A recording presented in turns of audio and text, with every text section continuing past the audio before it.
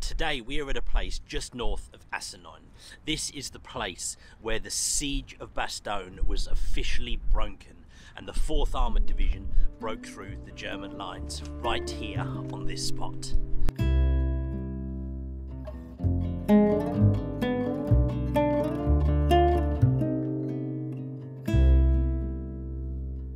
So as we learnt in our previous video, the siege of Bastogne really started on the 21st of December when the Germans had surrounded the town of Bastogne here. Well, pretty much straight away the Americans knew they had to break through the line in order to end that siege. And General Patton's 3rd Army had been advancing here on Bastogne.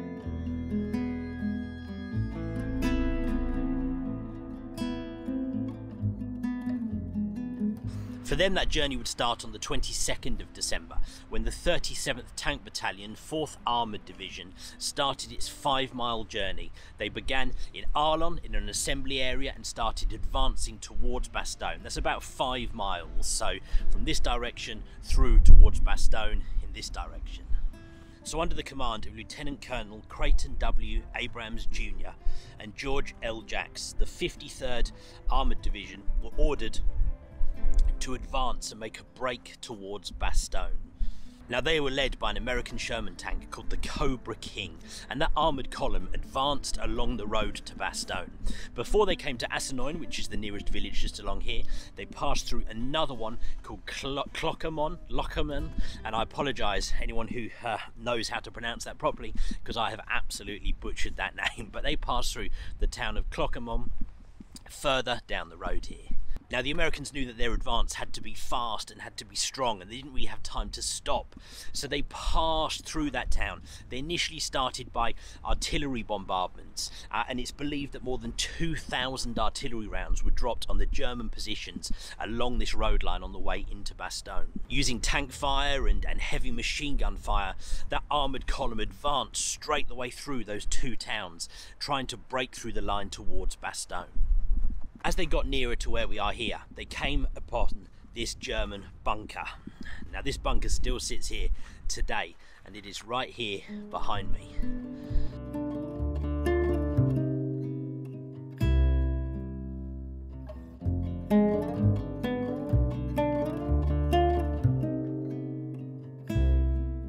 So the column came advancing along this road right here behind me, and they came across the German bunker right here. Of course they came under fire, but they managed to take out this position, and they set up a position right here. They set up a roadblock further up the road towards Bastogne, assuming that there would be more German counterattacks coming through here, and they set up a position right here.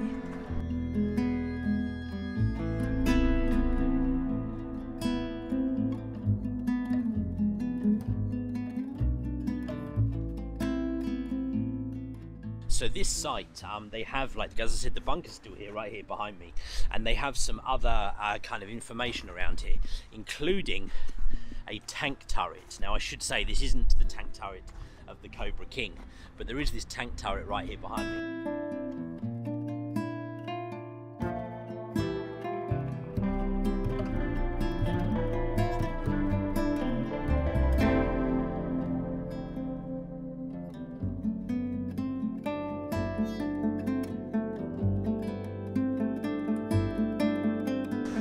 They have these kind of information points that show it's basically the journey of the 4th Armoured Division through the different countries that they were in. So this one here is the England one. This shows what they did in England and the time, and basically tells the story of how they were 6 months in England and then they were put to war.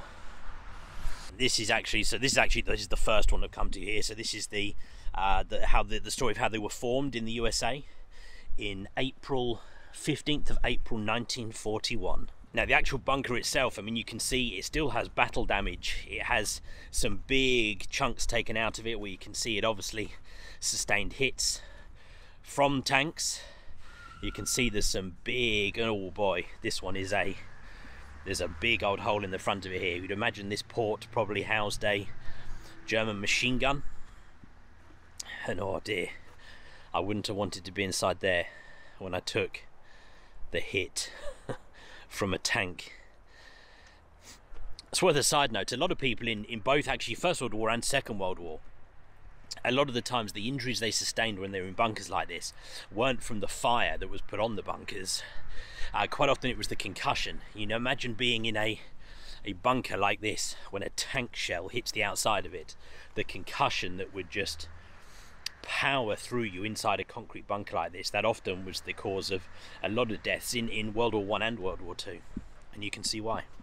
So a little while after establishing their position here, there was some commotion further north up the road, and some troops were coming down the road, and there was the initial panic of, oh, is this the German counterattack? But no, it actually turned out that those were men from the Able Company of the 101st Airborne Division. So it was at this point here where the Cobra King tank met up with men of Able Company of the 101st Airborne Division, and the siege of Bastogne was officially broken.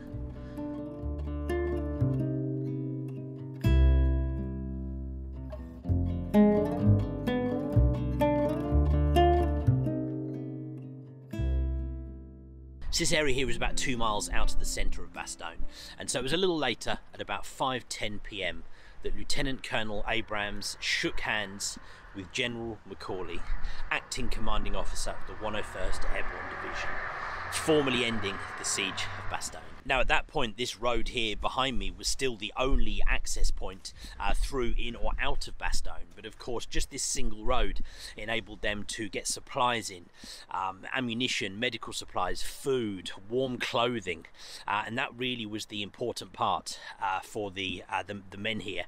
You know, these guys had been in Bastogne without winter clothing, without enough ammunition, without enough food, you know, and they had survived through that awful time. And just this single road meant that those essential supplies could get in, and of course wounded men could be evacuated and taken out of here to get some more advanced medical treatment and taken to hospitals and things like that. Now the relief of Bastogne came at a cost. The 4th Armoured Division suffered more than 1,000 men killed or wounded. Now the 101st Airborne Division also suffered horrible casualties during the siege of Bastogne. From the 19th of December 1944 to the 6th of January 1945, 341 men were killed, 1,691 men were wounded, with a further 516 men missing.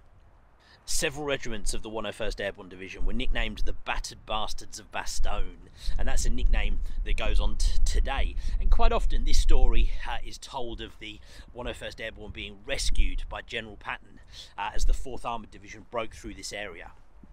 And look, it's got to be said that in reality there is part of that. Those men couldn't have survived forever, but it's important to note that not a single member of the 101st Airborne has ever admitted that they needed to be rescued.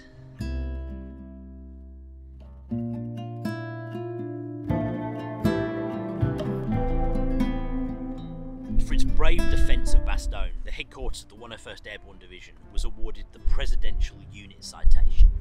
Now, of course, the fighting here at Bastogne was far from over. The exercise here would move more to an offensive operation rather than a defensive operation once the siege was broken. But that was the important part. The town was no longer under siege, and the operation could focus more on pushing the German attack back rather than just having to defend this town and survive.